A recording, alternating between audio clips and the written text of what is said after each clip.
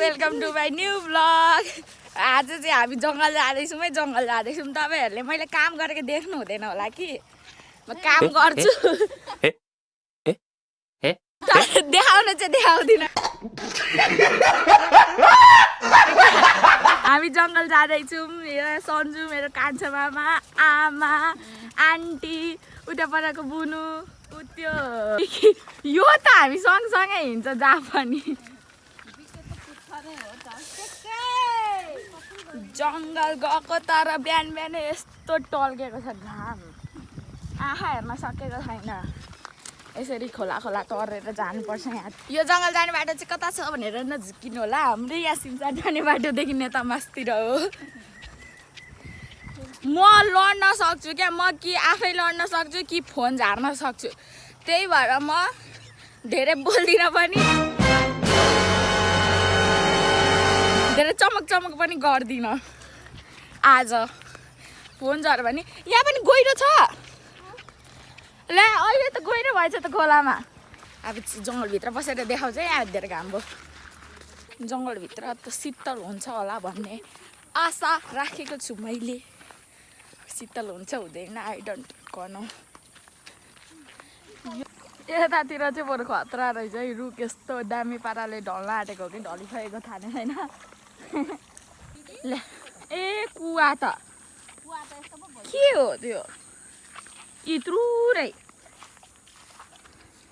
यत्रो रहेछ कुवा त। वेलकम टु आवर जङ्गल गाइज। कुछ कहना चाहोगे? किस कलर की कट्टू पहन कर देखाउँदै हाँस्दैछ। कौन है ये लोग? कहाँ से आते हैं? ग्रीन कलर की पानी दिनु भनेको मैले पानी यतातिर खोलाहरूमा चाहिँ अलिक राम्रो राम्रो रहेछ। यो माथिको यो शीतल अनि मुनि पानी। अहिलेको चाहिँ त्यहीँ बसिराख्नु पाए कस्तो मजा हो थियो।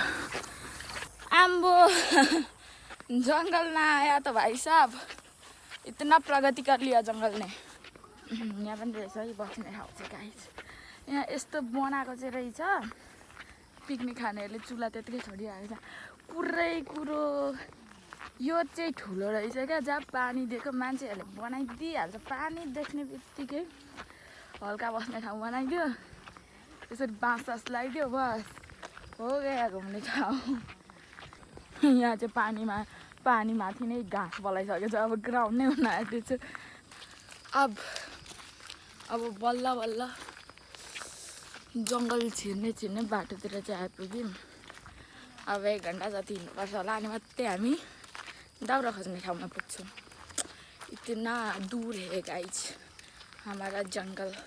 यहाँ जङ्गलमा नि कति राम्रो राम्रो फुल पाइन्छ थाहा छ साथीहरू। यो फुल तपाईँहरूको लागि चल्यो मेरो भिडियो। लाइक कमेन्ट सेयर गर्नुहुन्छ भनेको के कमिलाल टोको क्या हो यार। सिट फुलै फुल पो पाइँदो रहेछ त जङ्गलमा त। वाउ पहिले त थिएन म आउँदा। म जङ्गलमा आएपछि जङ्गलले रूप थियो क्या। यति नै धोकेबाज हो तुम। फुलै फुलको बगैँचामा पनि तिमीलाई गाल्ने छु। ले सब लोग मुझे छोडकर चले गए। बाटोभरि फुलले स्वागत गरिरहेको छ जङ्गलमा हामीलाई। देख्नुभयो जङ्गल चाहता है कि हम आए। आमा केही भन्न चाहनुहुन्छ? मलाई जङ्गल लिएर कस्तो फिल भइरहेको छ सबैलाई? एकदम मजा आएको छ। आज धेरै दाउरा बोकाउनु धेरै दाउरा बोकाउँछ। पर्यो अनि मजाले यसलाई हिँडाउनु पर्यो। लुती बनाउनु पर्यो। एक दिन जङ्गल आउँदै लुती नै भयो त। त्यत्रो लकडाउन हाम्रो आमाको बेहोरा छैन त। गाई चाहिँ आमाले यति हालिदिनुहुन्छ। रुँदै ल्याउँथेँ म पहिले थाहा छ। अहिले पो आउँदिनँ त जङ्गल। पहिले त आमा त लकडाउनको बेला यति दाउरा बोकाइदिनु हुन्थ्यो कि रुन्थेँ म बिचारा। रुँदै जान्थेँ। तर अहिले धेरै पछि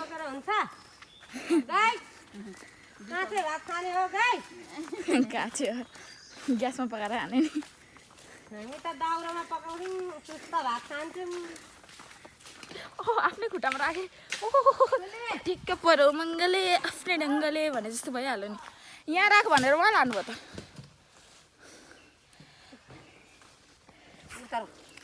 यहाँ हेर्नु न यस्तो काम चाहिँ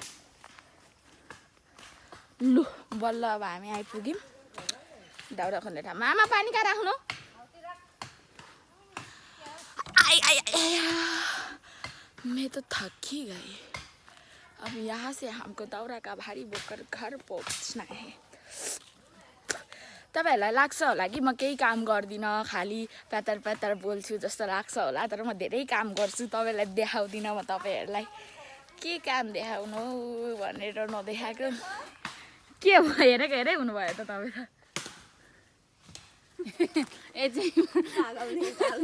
त तालैमा दाउरा खोजौँ है छिटो खोजौँ न सन्तुले त मलाई हानिदिन्छ होला अब के भन्न चाहनुहुन्छ म दाउरा यता पाइन्छ होला त के लाग्छ तपाईँलाई दाउरा खोइ कता पाइन्छ थाहै छैन है आमालाई थाहा हुन्छ हामी दाउरा पाइन्छ यता कता पाइन्छ भनेर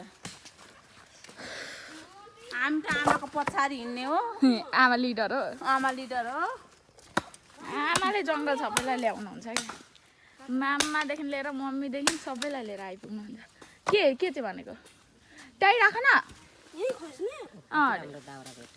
कुन ए यो यस्तो नि हुन्छ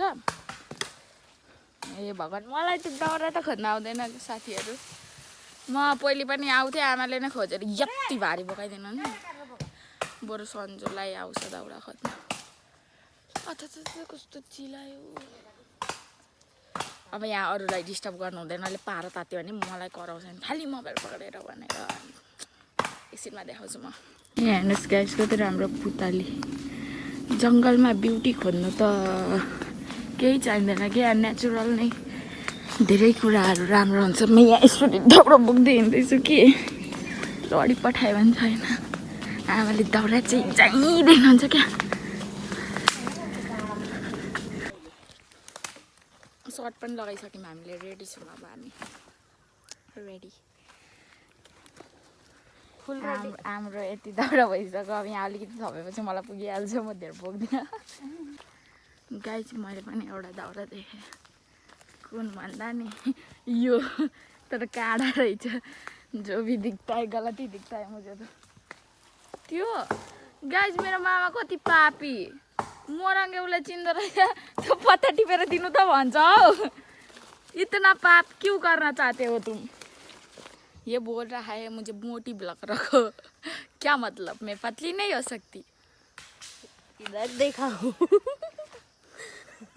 देखी हुई है गाइस ने मेरी शरीर तुम जैसे थोड़ी ना है वो लोग मुझे नहीं जिसकाते गाइस आप लोगों को दौरा काटता है आप लोग क्या करते हैं ना यहाँ पे पूरा छीना लेते होंगे पर मेरे मामा के पास दिमाग है वो स्मार्ट वर्क करता है हार्ड वर्क नहीं करता है तो देखिए आधा आधा उसने काटा है और आधा ऐसे भित्काएगा पर ये नहीं गया अघि को तो गएको थियो त ऐसे ऐसे करना चाहिए देखा कितना दिमाग यूज किया हमने इससे क्या होता है ना ज़्यादा मेहनत भी नहीं लगता है